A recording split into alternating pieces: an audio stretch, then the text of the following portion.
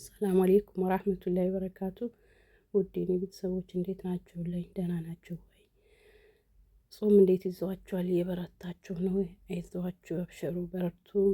አላህ አቅም ጉልበቱ ይስጣችሁ። በያላችሁበት አላህ ሰላም ያደርግላችሁ።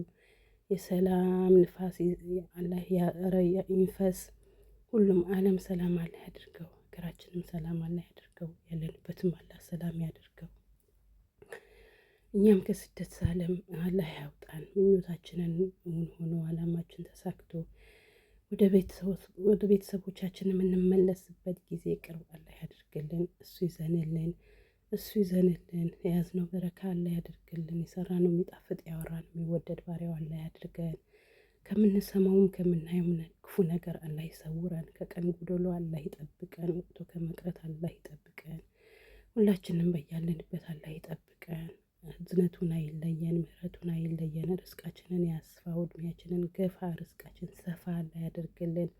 ያ ረቢ አላህ ልጆቻችንም ሰላም፣ ቤተሰቦቻችንም ሰላም፣ ሀገራችንም ሰላም፣ ዳር ድንበሩ ሀገራችን ሰላም፣ ያለንበትም ምንም አይነት ኮሽታ ሳይሰማ በሰላም እንደወጣን በሰላም የምንመለስበት ጊዜ አላህ ቅርብ ያደርግልን።